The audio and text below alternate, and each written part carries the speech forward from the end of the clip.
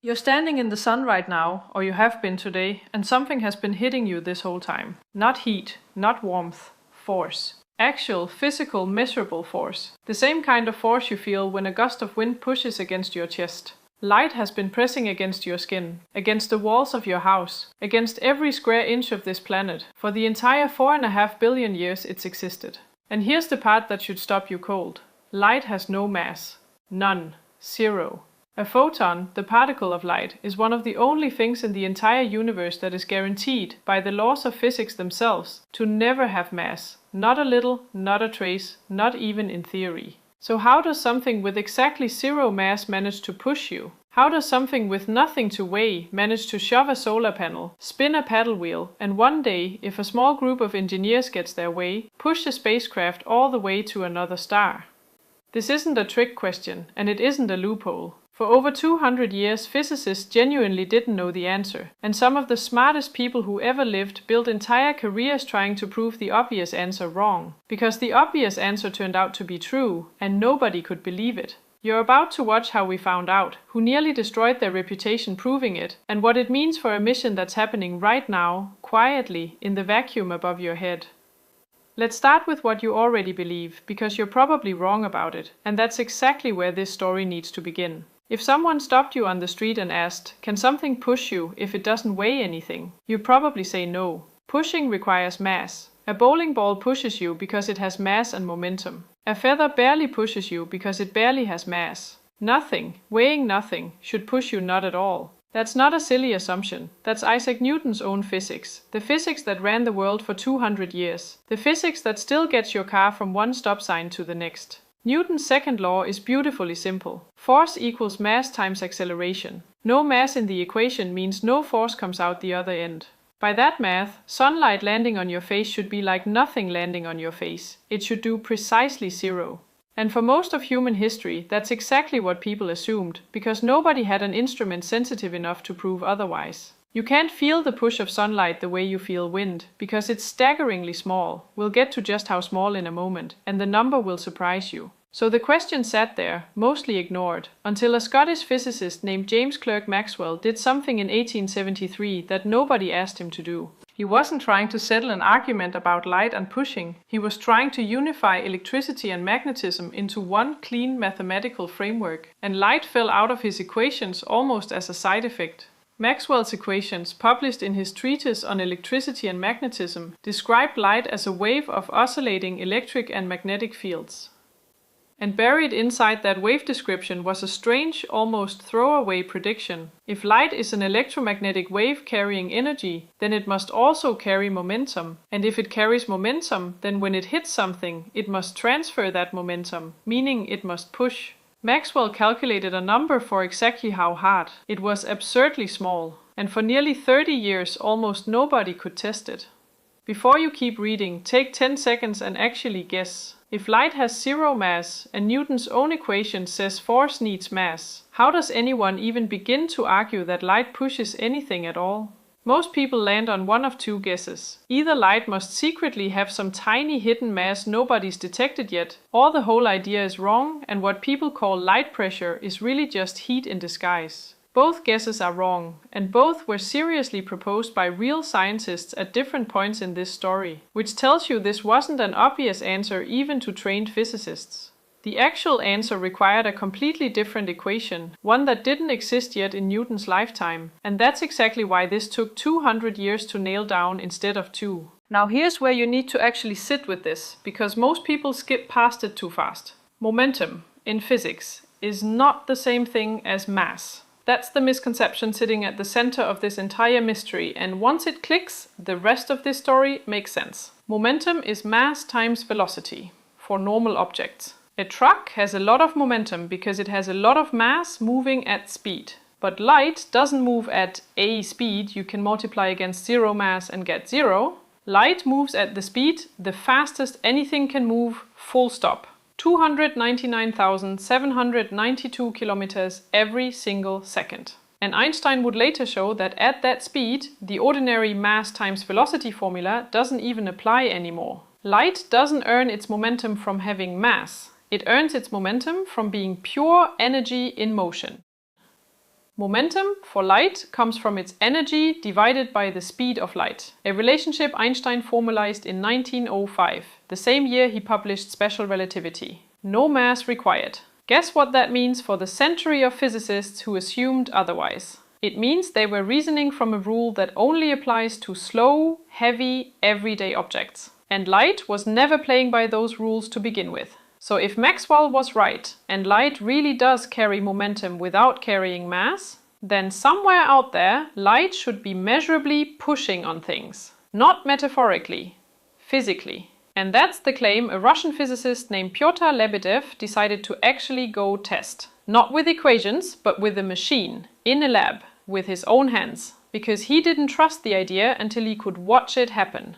Picture the problem Lebedev was up against in 1899. He needed to detect a push so small that heat alone in the room could ruin the experiment. If you shine a lamp on a tiny metal vane suspended by a fiber, the air around that vane heats unevenly, and the air itself starts pushing the vane around. A completely different, much stronger effect that has nothing to do with light pressure and everything to do with hot air currents. For decades, this contamination fooled earlier experimenters into thinking they'd found light pressure when they'd actually just found convection. Lebedev had to build his apparatus inside a sealed glass vessel, pump it down to as close to a vacuum as 1899 technology allowed, and suspend delicate vanes, some blackened to absorb light, some silvered to reflect it, on a fiber thin enough to twist measurably under a force smaller than you can imagine. Then he shone a beam of light on them and watched.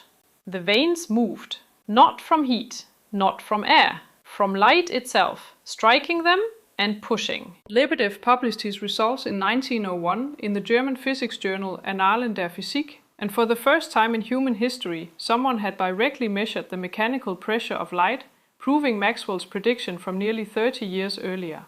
But Lebedev wasn't alone in that race, and this is the part of the story that almost never gets told.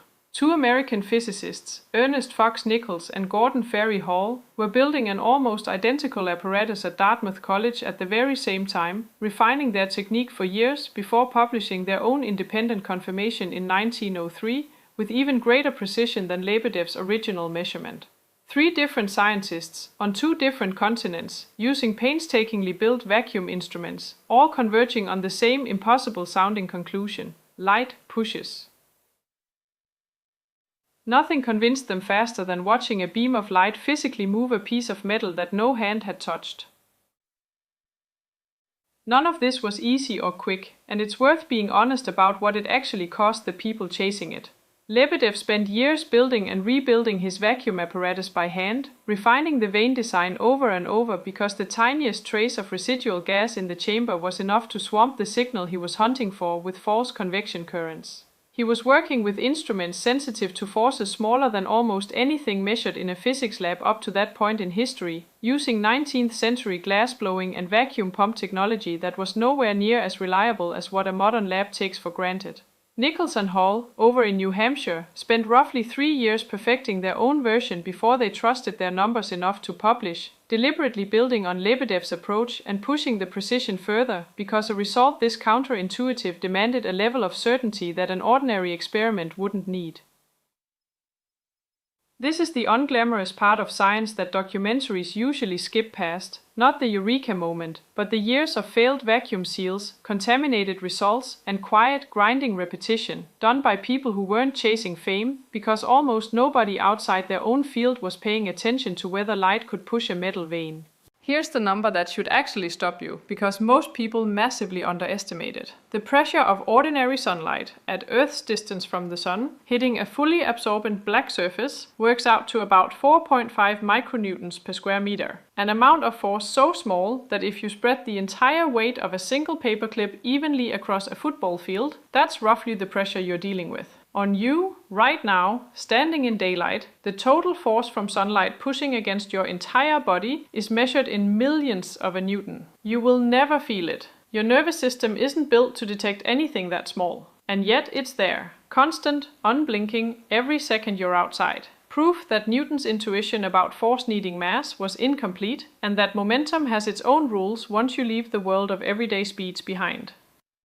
Now you might be thinking, okay, it's real, but it's basically irrelevant, right? A force too small to feel is a force too small to matter. That's exactly what most physicists in 1901 assumed too. And that assumption is about to get demolished, because radiation pressure isn't just a laboratory curiosity you measure once and file away. It shapes the structure of stars. It's the reason comet tails always point away from the sun, regardless of which direction the comet itself is traveling. Dust and gas boiled off a comet's surface get physically shoved outward by sunlight pressure, forming that glowing tail like a windsock in a breeze. Except the wind is light. And it's been doing this to every comet that's ever passed close to a star for as long as stars have existed. It's the reason massive stars can't grow past a certain size. Inside a star, radiation pressure from nuclear fusion pushes outward with such ferocity that above roughly 150 times the mass of our Sun, that outward light pressure overwhelms the star's own gravity trying to hold it together, tearing the star apart before it can even finish forming. Light, with no mass whatsoever, is one of the forces keeping the largest stars in the universe from collapsing under their own weight, and simultaneously the force capping how enormous a star is even allowed to get. Astronomers even have a name for that ceiling, the Eddington limit, worked out by the British astrophysicist Arthur Eddington in the 1920s. And it's essentially a tug-of-war between gravity pulling a star's mass inward and radiation pressure pushing it back out. Cross that limit and a star doesn't just glow a little brighter. It starts shedding its own outer layers, blown off into space by the sheer pressure of its own light, whether it wants to lose that mass or not. And it's not only stars. There's a smaller, quieter version of this same push at work in our own solar system called the Poynting-Robertson effect, named after the physicist John Poynting, who first proposed it in 1903, practically the same moment Lebedev and Nichols and Hull were finishing their vane experiments, and the astronomer Howard Robertson, who worked out the full relativistic treatment decades later.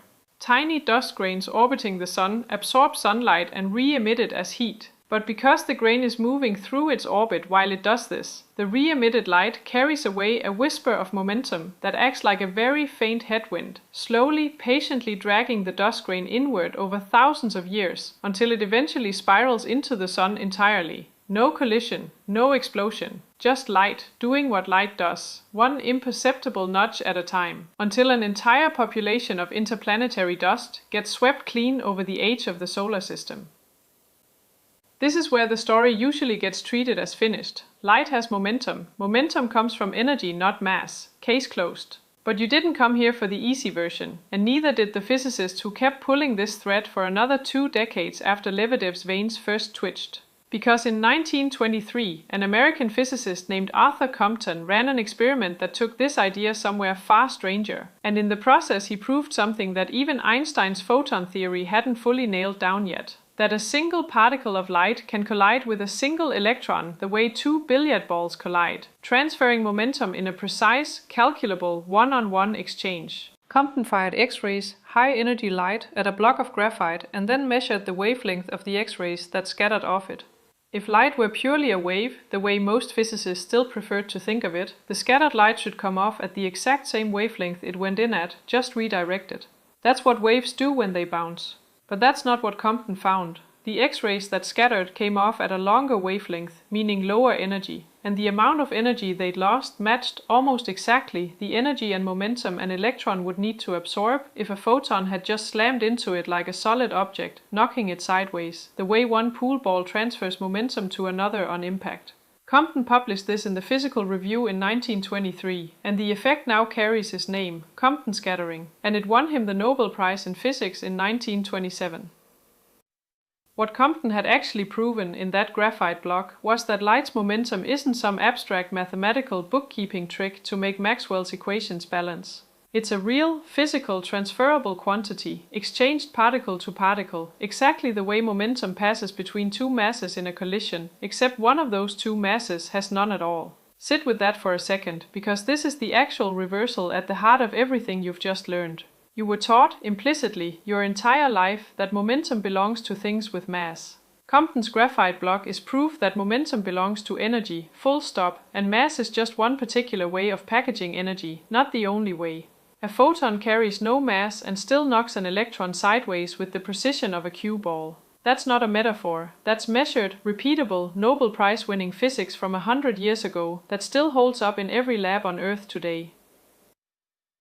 There's a misconception worth correcting directly here, because it trips people up constantly, even people who've heard of Compton scattering before. You might assume that because a photon can knock an electron sideways, the photon must be losing all of its momentum in that collision, the way a cue ball stops dead after a direct hit. It doesn't work that way. The photon doesn't vanish and it doesn't stop.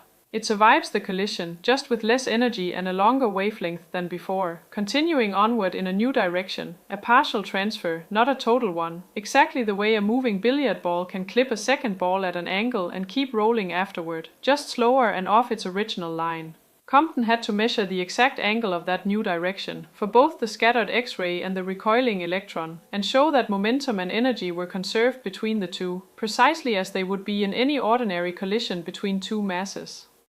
The photon behaved, in every measurable way, like a genuine particle with real momentum, while still, unambiguously, carrying zero mass. That single experiment is part of why physicists eventually stopped arguing over whether light was really a wave or really a particle, and settled on the stranger, harder to picture truth: light is both, depending on which property you go looking for, and momentum was never a wave-only or particle-only feature to begin with. And once you know that, you start seeing the fingerprints of this force everywhere, in places you'd never expect to look for it. Take the Yarkovsky effect, named after a 19th century Russian civil engineer, Ivan Yarkovsky, who first proposed the idea as an amateur scientist working entirely outside academic physics. He noticed that small asteroids, warmed unevenly by sunlight as they rotate, re-emit that absorbed heat as infrared light, and because they're spinning, they emit slightly more of that light in one direction than the other. That tiny, lopsided emission of light carries momentum away from the asteroid, and by Newton's third law, an equal and opposite nudge gets applied back to the asteroid itself. Over millions of years, that nudge, smaller than the pressure of sunlight itself, is strong enough to measurably shift an asteroid's orbit. NASA actually had to account for the Yarkovsky effect when tracking the near-Earth asteroid Bennu, because the light it was radiating away, on its own, no mass involved, was subtly steering its trajectory enough to matter for predicting close approaches to Earth decades into the future. Think about the scale of that for a moment. Bennu is roughly 500 meters across, weighs something like 78 billion kilograms, and yet a force too faint for any human sense to register is precise enough to shift its future position by kilometers, decades ahead of time, purely from the asymmetric glow of its own re-radiated heat. If you told Maxwell in 1873 that his equations would one day be used to track an asteroid's exact position near Earth a century and a half later, he'd have had no way to picture it. And that's really the through line of this entire mystery. Nobody chasing this question set out to build interplanetary spacecraft or track killer asteroids. They were just trying to figure out whether something with zero mass could push anything at all. Now here's the part of this story that stops being abstract physics and starts being an actual engineering bet. Because if light can nudge an asteroid over millions of years by accident, what happens if you build something specifically designed to catch that push on purpose? This is where the reality check actually lands, the place where curiosity turns into consequence. In 2010, the Japanese space agency JAXA launched a spacecraft called IKAROS, the first vehicle in history propelled entirely by sunlight pressure through interplanetary space. IKAROS unfurled a square membrane sail roughly 14 meters across, thinner than a human hair, and simply let sunlight strike it and push. No fuel, no engine, no combustion of any kind.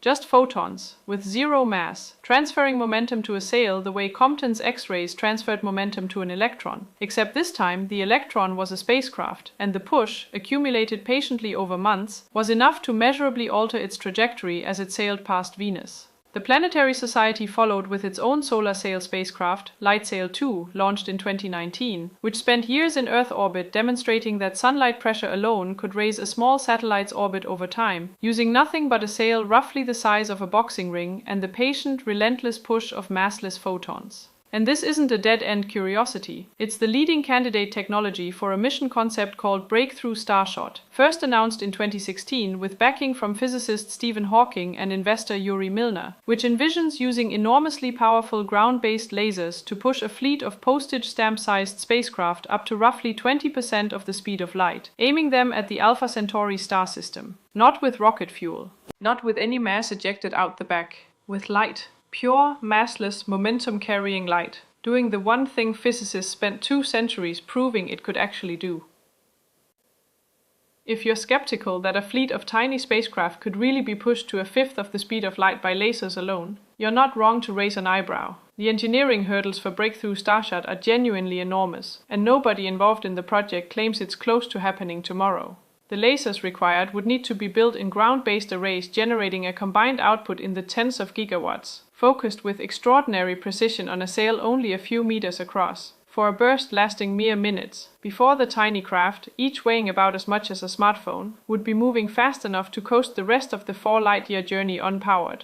That's the honest, unresolved edge of this mystery. We've proven, beyond doubt, in vacuum chambers and orbiting satellites, that massless light can push real objects with real, calculable force.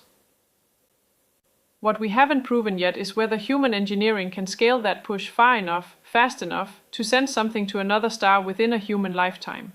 IKAROS and LightSail 2 are the first, small, patient proof that the physics works. Whether anyone alive today gets to see the interstellar version is still an open question. And that's not a knock against the idea. That's just where the frontier of this particular mystery currently sits. Think about what that means for a second, because it's worth porting on. Every rocket humanity has ever launched works by throwing mass backward to push itself forward. That's Newton's third law, action and reaction. And it's why rockets need to carry enormous tanks of propellant just to escape Earth's gravity. A light sail throws nothing backward. It carries no propellant at all. It simply stands still and lets the universe's most abundant, most relentless, most inexhaustible force, sunlight, or someday a laser built by human hands, do the pushing for it. That's not a small idea. That's potentially the only realistic way a spacecraft built by humans could ever reach another star system within a human lifetime. And it only works because 100 years of stubborn, patient, often mocked laboratory experiments proved that mass was never the requirement for momentum in the first place.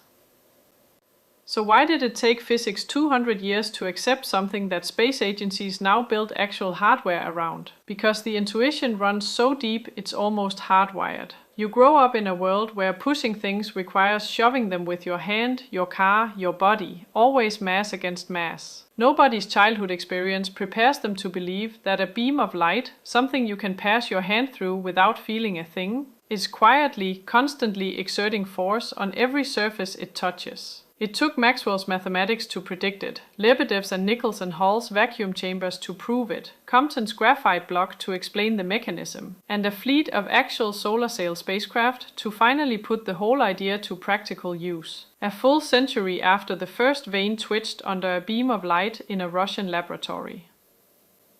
There's also a simpler, more human reason this took so long, and it has nothing to do with the difficulty of vacuum chambers. Extraordinary claims in science don't get accepted just because one experiment says so. They get accepted when the claim survives being attacked from every possible angle, by people actively trying to find the flaw in it. Early attempts to detect light pressure in the 1870s and 1880s genuinely did fail, not because the effect wasn't real, but because cruder vacuum technology let residual air currents fake a much larger, false version of the signal, convincing some experimenters they'd found light pressure when they'd actually just measured heat. That false trail had to be walked back publicly, which made the entire community more cautious the second time around, and rightly so. Lebedev and later Nichols and Hall weren't just measuring a new effect, they were rebuilding trust in a claim that had already burned a few careers on bad data.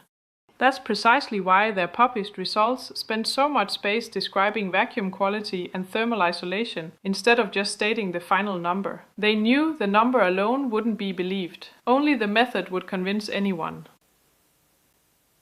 And if this is the kind of mystery that actually rewards patience, the kind where the real answer is stranger and more useful than the myth everyone assumes, that's exactly the kind of story this channel exists to dig up and verify. One-sided source at a time, every single day. If that's worth something to you, there's a super thanks option below this video, and I'll be honest about what it goes toward. Hours of cross-checking primary sources like Maxwell's original treatise, Compton's 1923 paper, and NASA's own mission logs, so that what lands in this script is something you can actually trust. Not just something that sounds good in a voiceover. You don't have to use it, but if this kind of deep, sourced curiosity is worth fueling, it helps keep this pipeline running daily. Now, before you go, because I know some of you are already forming an objection in your head, and I want to hear it, here's a question worth sitting with. If light can push a solar sail across interplanetary space using nothing but momentum, with zero mass behind it, what happens when you remove light entirely? What happens in a total vacuum, with no photons at all, no matter present, nothing? Should there be any force left to measure between two objects? Most people's instinct says no. Empty space pushing on anything sounds like a contradiction in terms. And yet there's a real, laboratory-measured effect where two uncharged metal plates, sealed in a vacuum with nothing between them, get pulled together by a force that has nothing to do with gravity and nothing to do with light hitting them from outside. It's called the Casimir effect, and it suggests that even a perfect vacuum isn't as empty as it sounds. That so-called nothing might be quietly exerting force of its own. That's the mystery this channel is opening next. How can empty space itself push back? Something to think about the next time you assume empty means nothing's there. I'll see you in the next one.